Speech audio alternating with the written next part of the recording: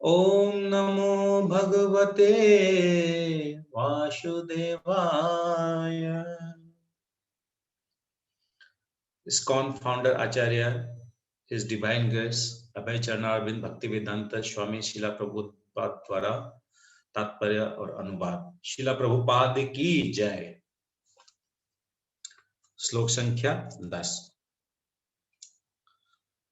अपर्याप्तं तदस्माकं बलं भीष्माभिरक्षितम् पर्याप्तं त्विदम् एतेषां बलं भीमाभिरक्षितम्।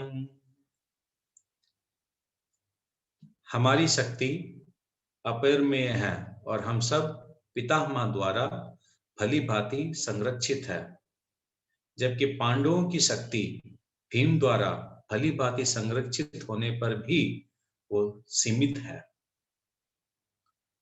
तो दुर्योधन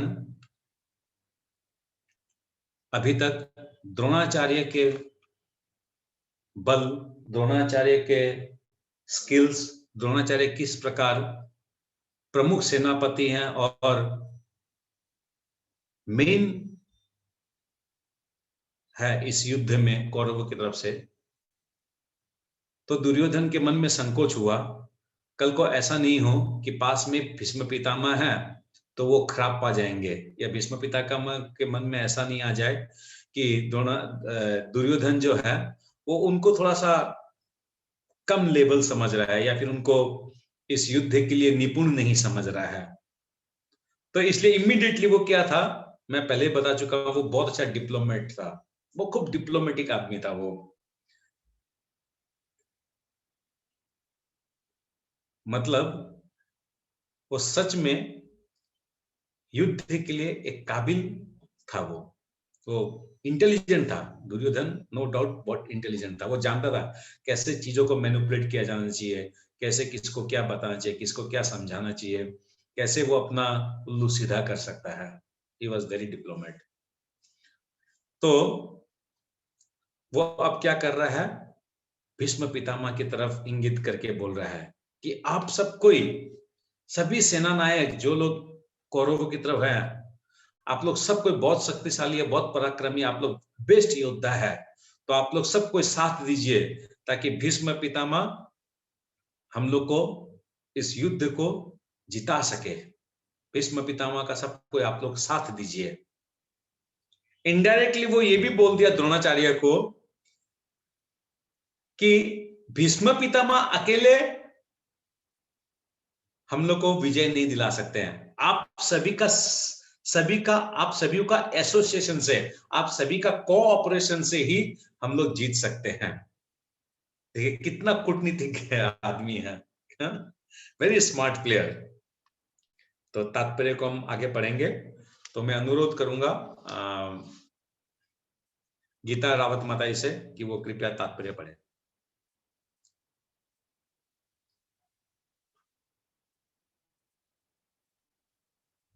वो नहीं है तो ये पढ़िए, सारिका माता जी पढ़िए।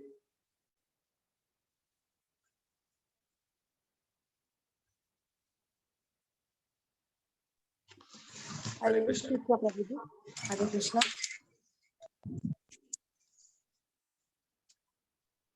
एक सेकंड, आवाज आ रही है प्रभु जी? हाँ प्लीज आप स्टार्ट कीजिए। हरे कृष्णा। हरे कृष्ण। हरे कृष्ण।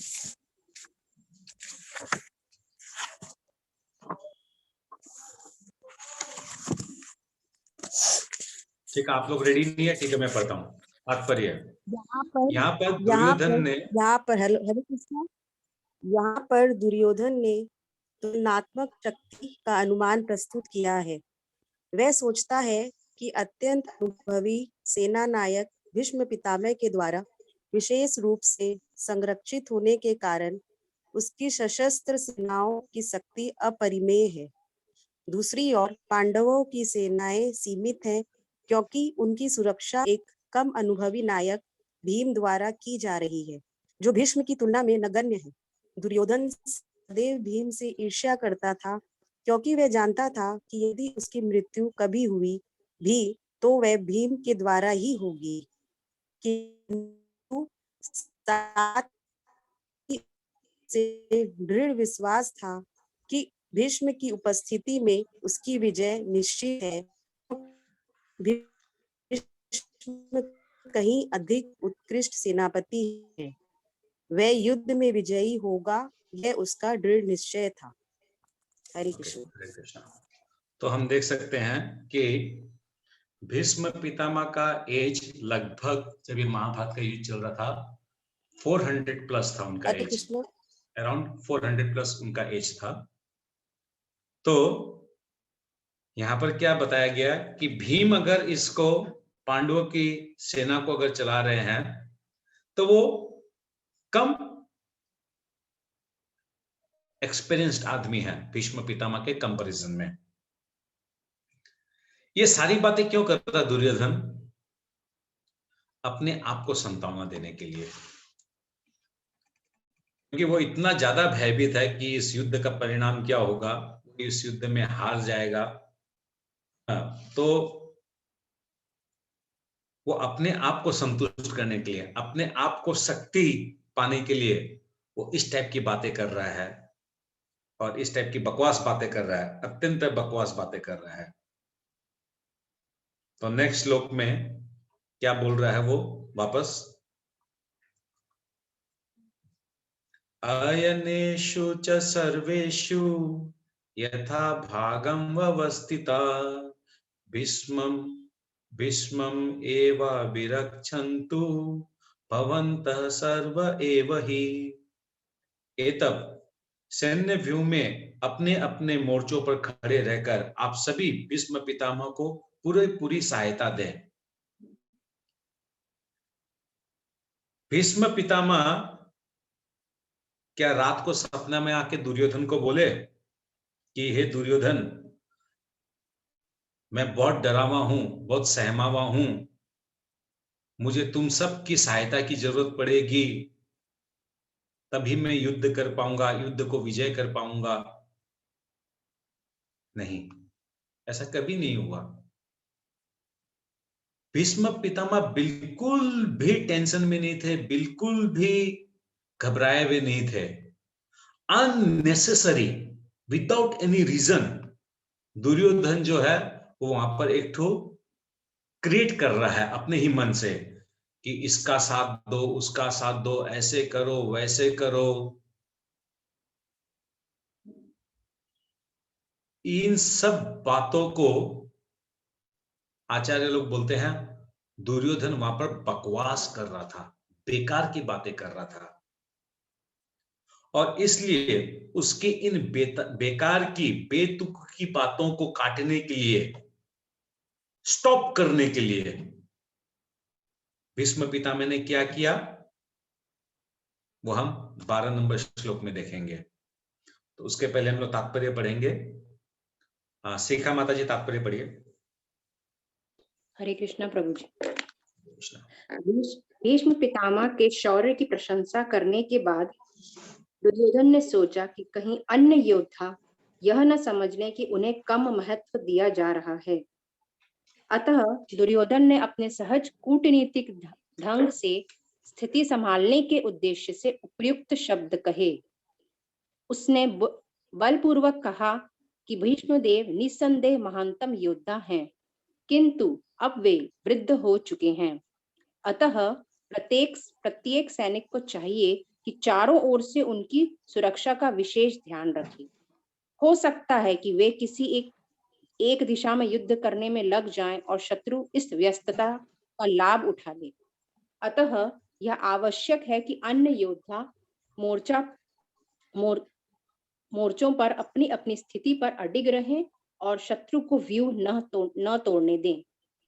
दुर्योधन को पूर्ण विश्वास था कि कुरुओं की विजय भीष्मदेव की उपस्थिति पर निर्भर है। उसे युद्ध में भीष्मदेव तथा द्रोणाचार्य के पूर्ण सहयोग की आशा थी, क्योंकि वह अच्छी तरह जानता था कि इन दोनों ने उस समय एक शब्द भी नहीं कहा था जब अर्जुन की पत्नी द्रौपदी को असहाय अवस्था में भरी सभा में नग्न किया जा रहा था, और जब उसने उनसे न्याय की भीख मांगी थी।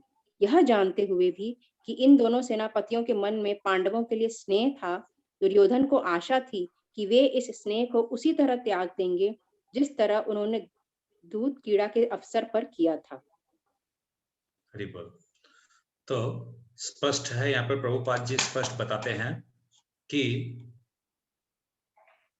द्रोणाचार्य ब्राह्मण थे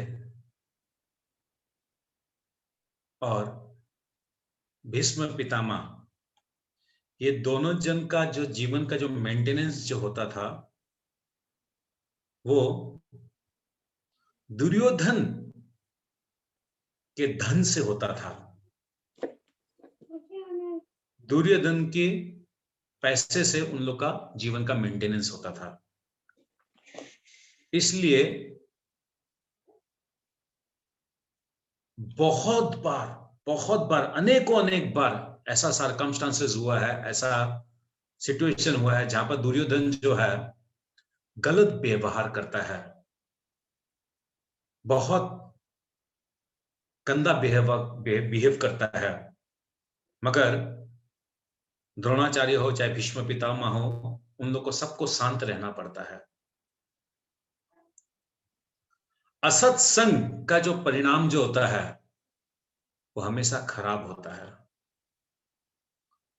जब हम किसी असत व्यक्ति का धन या कोई हेल्प या कोई उसकी कृपा अगर हम ले लेते हैं तो हम लोग क्या होते हैं, उसके कर्जदार हो जाते हैं, और उस कर्जदार होने के कारण हम लोग को क्या होता है, जीवन में बहुत बार जानते हुए भी गलत डिसीजंस लेना पड़ता है। तो इसलिए व्यक्ति को हमेशा स्वार्थ, अपना खुद का स्वार्थ किसमें है, खुद का भला किसमें है, खुद का फायदा ही किसमें है, सिर्फ हमेशा नहीं सोचना चाहिए। उसको शास्त्रों के माध्यम से समझना चाहिए, शास्त्रों के माध्यम से जीवन का डिसीजन लेना चाहिए कि ये जो मैं हेल्प ले रहा हूं इसका अल्टीमेट पर्पस क्या है, मेंटेनेंस ऑफ माय लाइफ। तो मेंटेनेंस ऑफ माय लाइफ तो मैं जो कार्य करता हूं, जो मैं डेली जीवन में जो काम करता हूं, वो तो उससे भी चल सकता है। What is the necessity of taking undue advantage. किसी का अनड्यू एडवांटेज लेने का मतलब हुआ ये हम लोग को किसी ना किसी दिन झमेला में डालेगा। तो भीष्म पितामह और द्रोणाचार्य सब मजबूर थे दुर्योधन के सामने, मगर जीवन का मकसद जब भगवान की प्राप्ति होती है, अगर हमारे कार्य भगवान की प्राप्ति के लिए होते हैं, तब हम लोग कभी भी जीवन में गलत डिसीजंस नहीं लेंगे।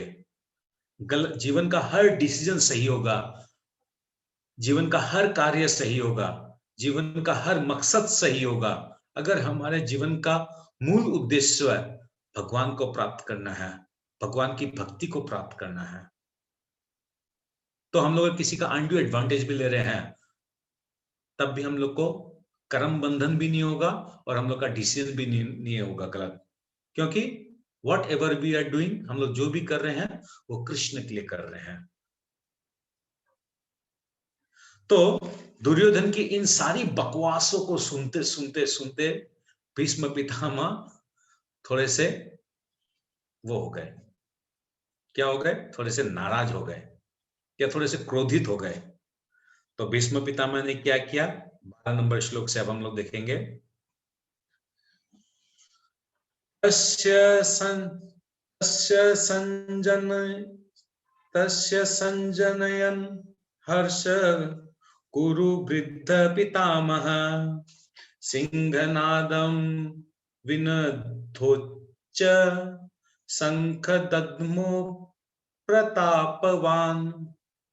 तो अब क्या कर रहे हैं भीष्म पितामह, तब कुरुवंश के वयोवृद्ध परम प्रतापी एवं वृद्ध पितामह ने सिंह गर्जन की सी ध्वनि करने वाले अपने शंख को ऊंचे स्वर में बजाया, जिससे दुर्योधन को हर्ष हुआ। बहुत समय से भीष्म पितामह दुर्योधन की बात सुन रहे हैं। अब इस दुर्योधन की बातों को स्टॉप करना है। पहला मकसद है कि प्लीज एनफ इज एनफ, अब आप जो है चुप हो जाइए। मगर दुर्योधन को स्टॉप करने के लिए क्या किए भीष्म पितामह ने? अपना शंख उठाया और शंख उठा के उन्होंने शंखनाद किया। शंखनाद क्यों किया जाता है? दो कारण। उच्च स्वर में शंखनाद, खूब उच्च स्वर में शंखनाद करने का मतलब हुआ कि पहला तो होता है युद्ध की घोषणा, कि अब युद्ध की घोषणा होने वाली है, युद्ध प्रारंभ होने वाला है। गेट रेडी, ओपोनेंट साइड को बोलने के लिए होता है कि आप लोग रेडी हो। सैनिकों लोग को प्रोत्साहन देने के लिए होता है, सैनिक लोग को इंफॉर्मेशन देने के लिए होता है, get ready for the battle. और यहां पर कहा गया है कि भीष्म पितामह ने शंख बजाया ताकि दुर्योधन की जो मानसिक स्थिति है, दुर्योधन की जो मन की स्थिति है, उसको थोड़ा शांति मिले, वो थोड़ा कंट्रोल में आए। तो तात्पर्य को पढ़ेंगे। तात्पर्य को कोई माता जी पढ़िए।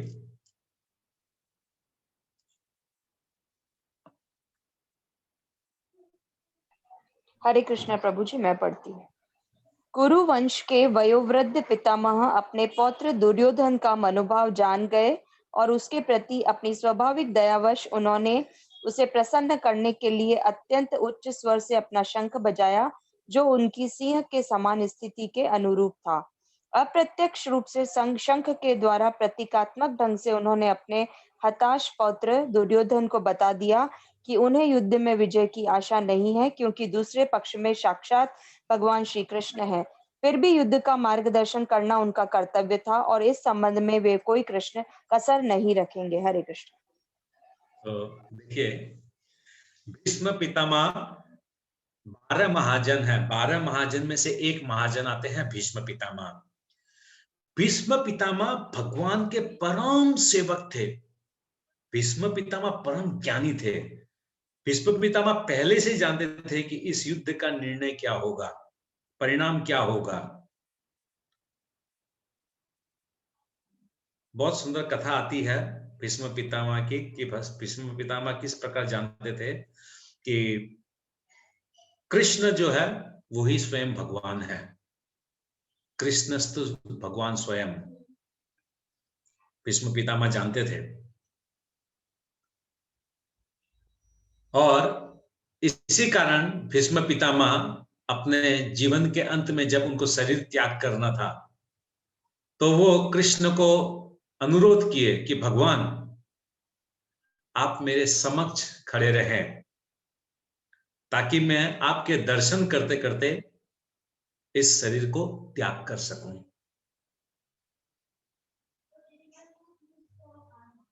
भीष्म पितामह भगवान के परम भक्त थे, प्योर डिवोटी।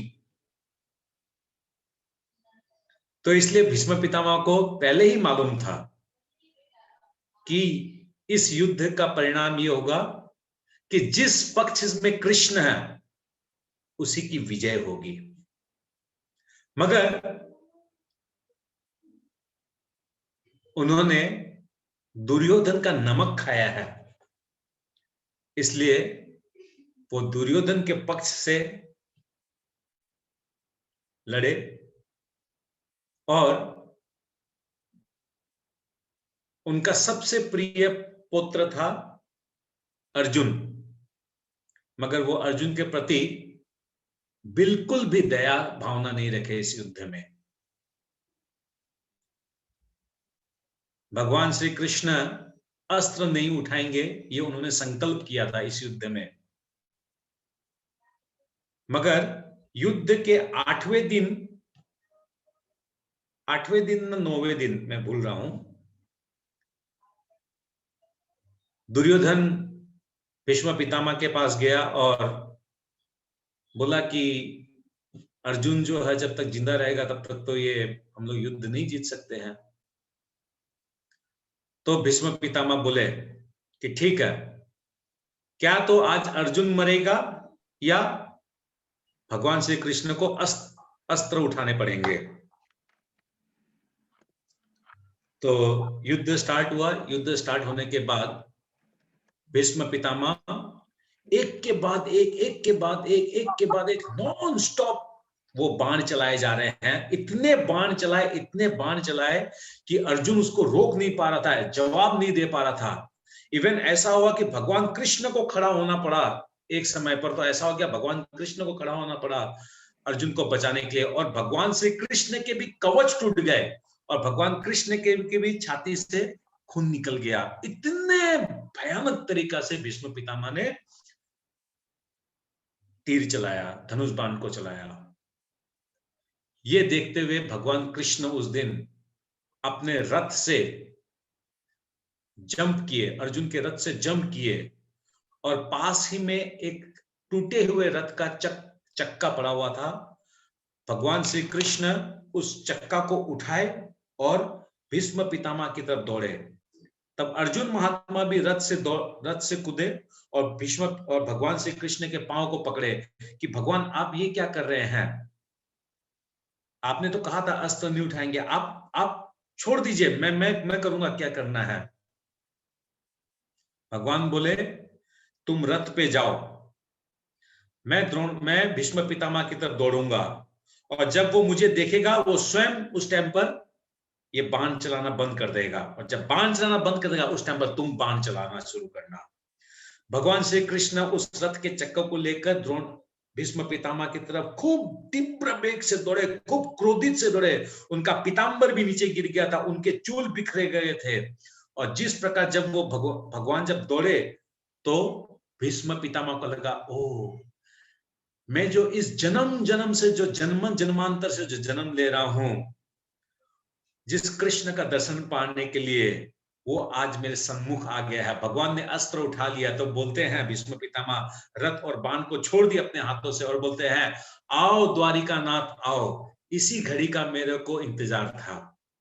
मतलब वो भगवान को वेलकम किए कि ये युद्ध है तो दिखावा है, मूल उद्देश्य तो आपको पाना है। और जैसे वो इस बात को बोलते हैं, भगवान श्री कृष्ण को वो निमंत्रण देते हैं, आओ द्वारिका नाथ आओ, उसी पल जो अर्जुन फिर बाणों को चलाता है। तो हम देख सकते हैं कि भीष्म पितामह जो है वो भगवान के परम भक्त थे।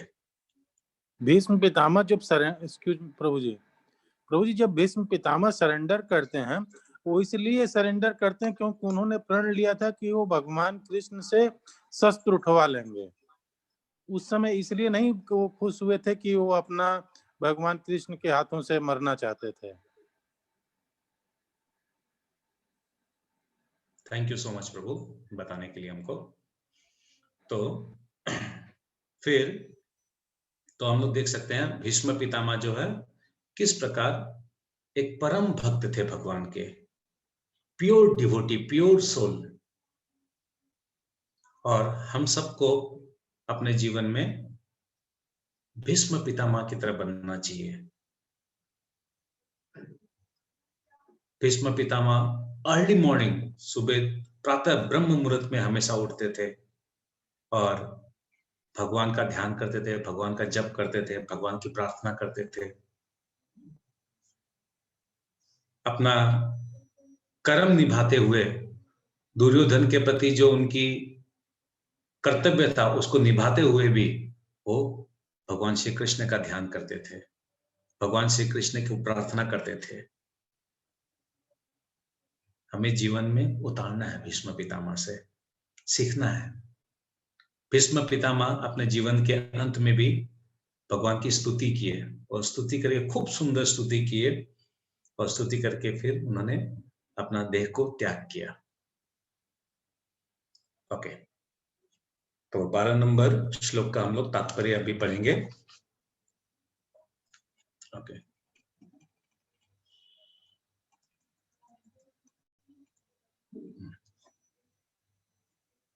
पढ़िए, कोई भी एक जन पढ़िए 12 नंबर श्लोक का तात्पर्य। हरे कृष्णा। हरे कृष्ण। मैं पढ़ती हूँ प्लीज। कुरुवंश के वयोवृद्ध पितामह अपने पौत्र दुर्योधन का मनोभाव जान गए और उसके प्रति अपनी स्वाभाविक दयावश उन्होंने उसे प्रसन्न करने के लिए अत्यंत उच्च स्वर से अपना शंख बजाया, जो उनकी सिंह के समान स्थिति के अनुरूप था। अप्रत्यक्ष रूप में शंख के द्वारा प्रतीकात्मक ढंग से उन्होंने अपने हताश पौत्र दुर्योधन को बता दिया कि उन्हें युद्ध में विजय की आशा नहीं है, क्योंकि दूसरे पक्ष में साक्षात भगवान श्री कृष्ण है। फिर भी युद्ध का मार्गदर्शन करना उनका कर्तव्य था और इस संबंध में वे कोई कसर नहीं रखेंगे। हरे कृष्ण।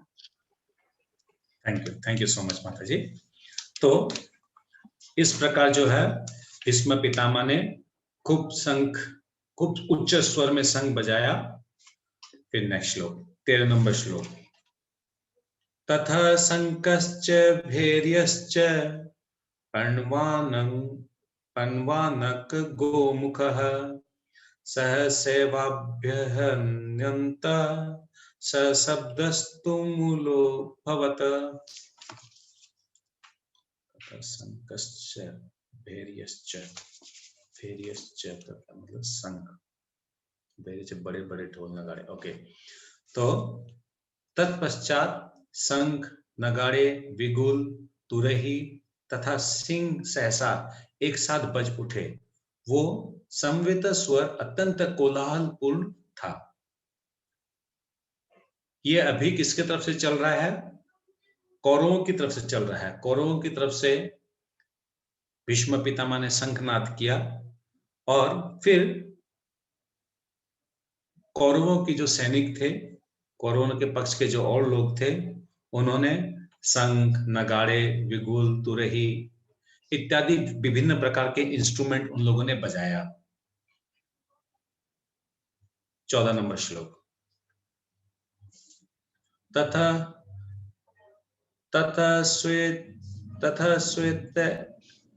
श्वेत हैयुक्त महति सदन्देन स्थिततो माधव पांडवश्चैव दिव्यो शंखो प्रदध्मतु।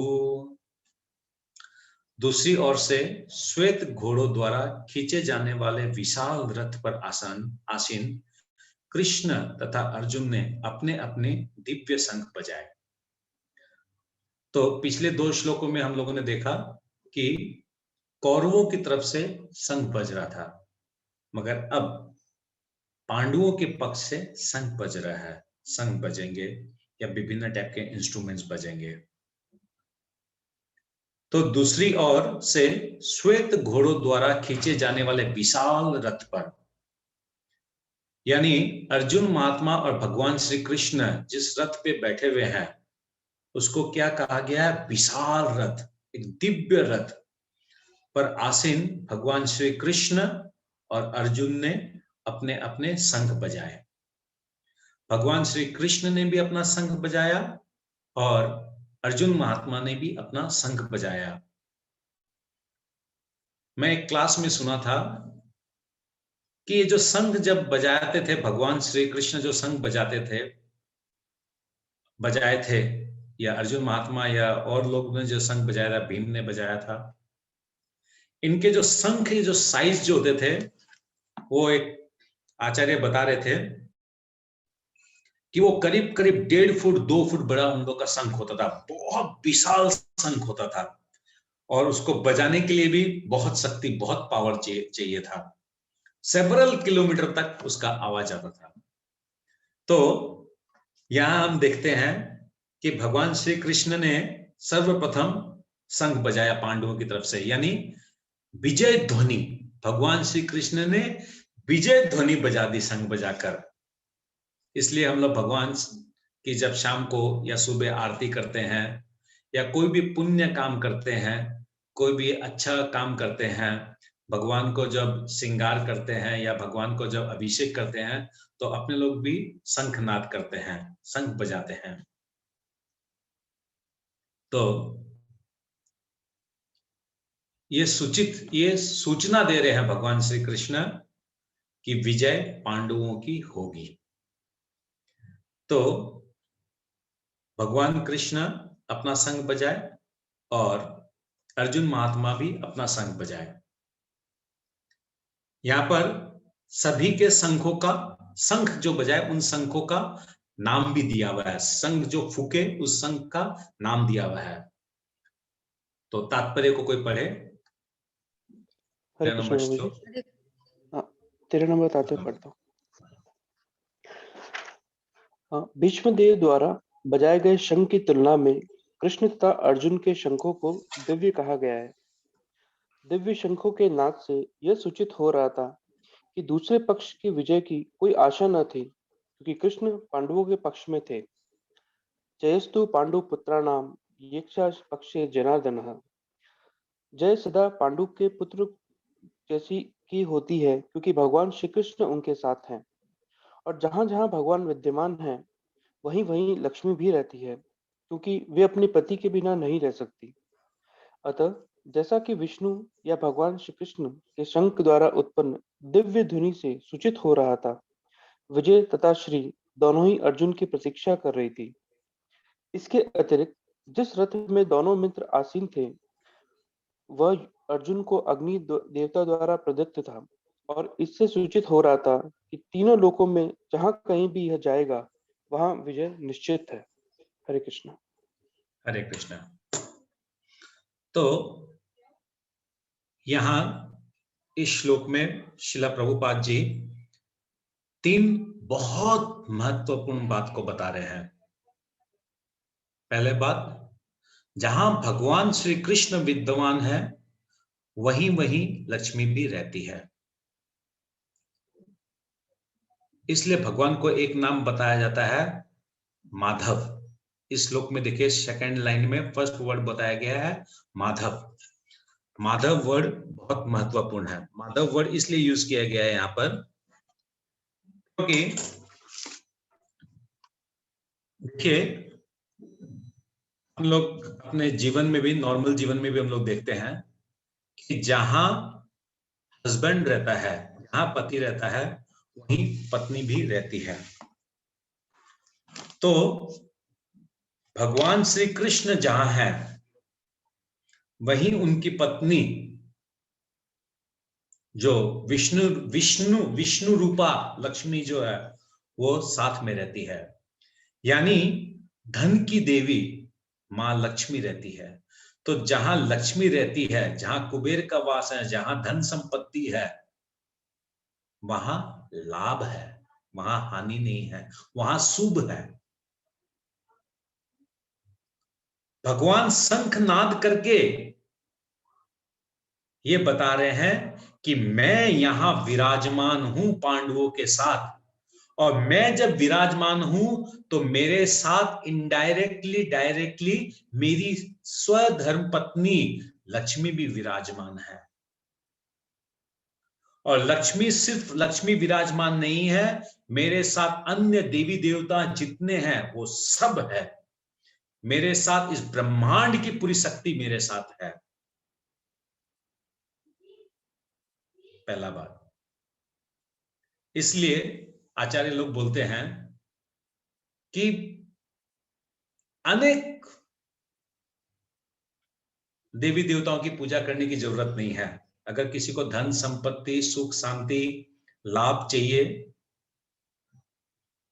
डोंट वरी, आप एक कृष्ण को ध्यान कीजिए, एक कृष्ण को प्रार्थना कीजिए, एक कृष्ण की आप शरणागति हुई है, उनकी वाइफ ऑटोमेटिकली आएगी। क्योंकि वाइफ कब खुश होती है?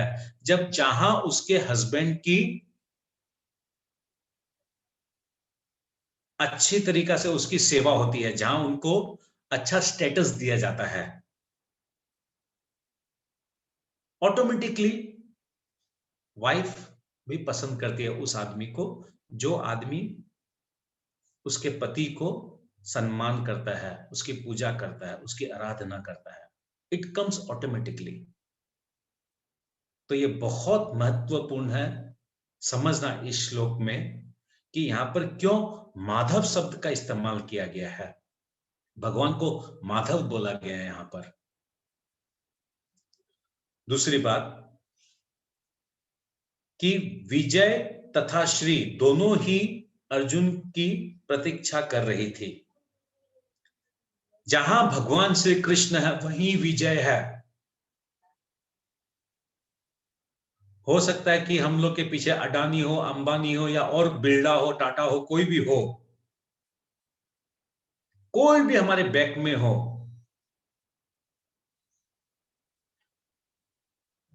सकता है हम जीवन में कहीं ना कहीं मार खा जाएंगे, कहीं ना कहीं पराजय हो जाएंगे, या कहीं ना कहीं जीवन का किसी मोड़ पर हार जाएंगे, कुछ हो सकता है।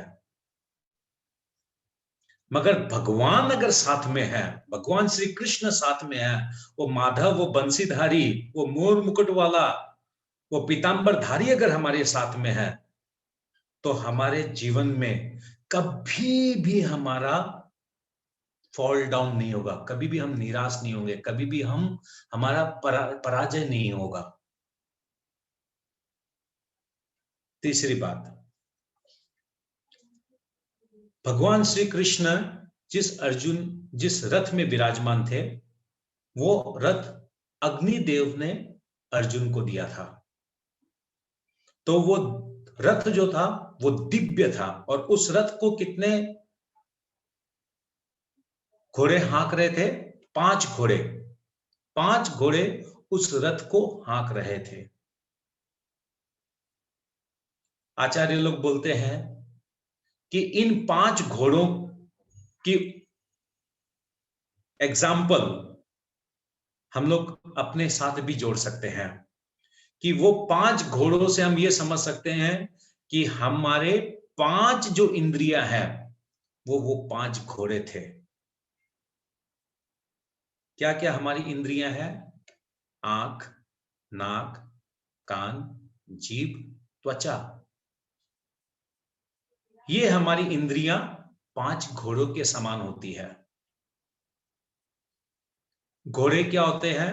इधर इधर उधर उधर इधर उधर वो दौड़ते रहते हैं, अनलेस अनटिल उनको कंट्रोल किया नहीं जाए, उनको प्रॉपरली उनको रस्सी से पकड़ा नहीं जाए, जकड़ा नहीं जाए, नहीं तो ये इंद्रियां इधर उधर घूमती रहती है। तो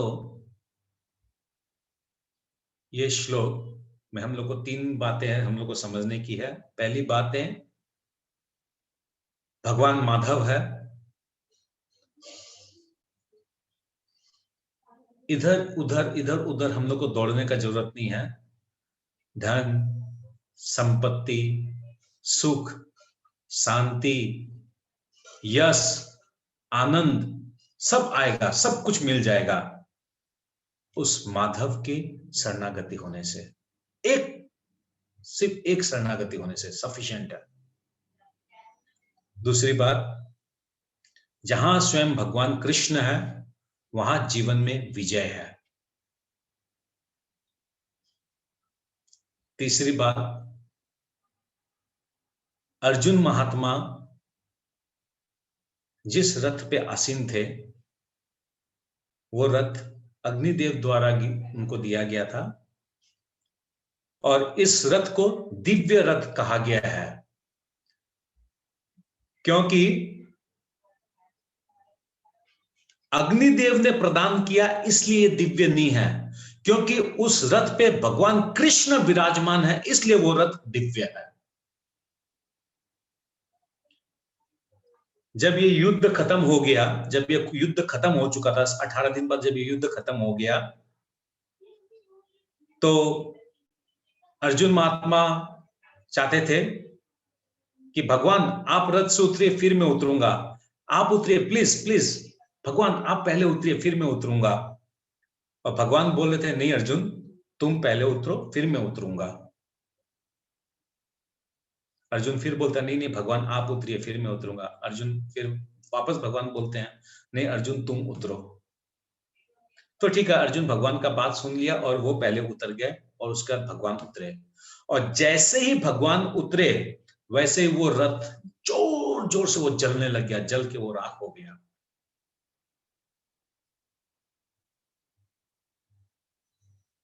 भगवान श्री कृष्ण उस रथ पे विराजमान थे, उस पे आसीन थे, भगवान श्री कृष्ण उसके कंट्रोलर थे, भगवान श्री कृष्ण उसके निर्णायक थे उस रथ के।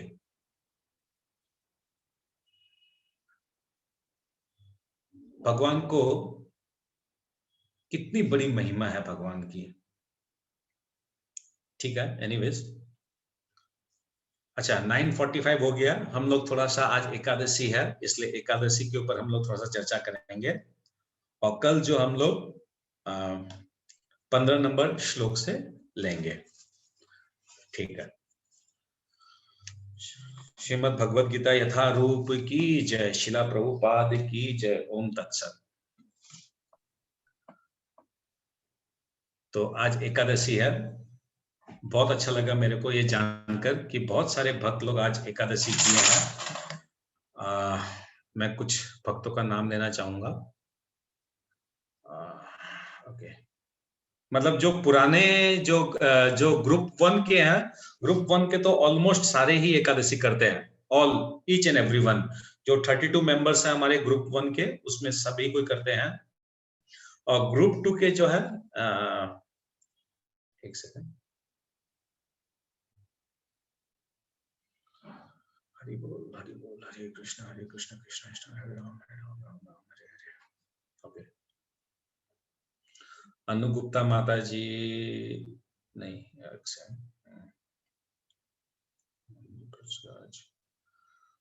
ओके, गुप्ता प्रभु fasting, Ekadashi fasting, yes. Sunita Rai माता जी मुंबई से, उन्होंने किया है। फिर नीतू शर्मा माता जी कलकत्ता से, उन्होंने किया है। फिर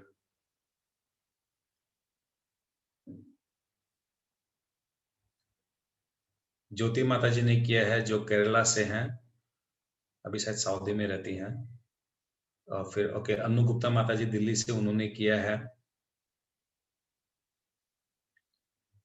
ईश्वर गहलोत जी ने किया है। ओह, श्वेता शर्मा माता जी, इन्होंने भी, श्वेता शर्मा माता जी बैच 1, सॉरी, ओके।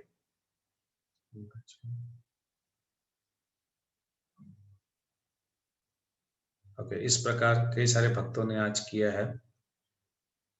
जो नहीं कर पाए हैं कोई बात नहीं, नहीं किए तो कोई बात नहीं। हम लोग अब थोड़ा सा एकादशी के ऊपर थोड़ा श्रवण करेंगे हम लोग। Yes, you stop the recording, no problem. Thank you so much. हम लोग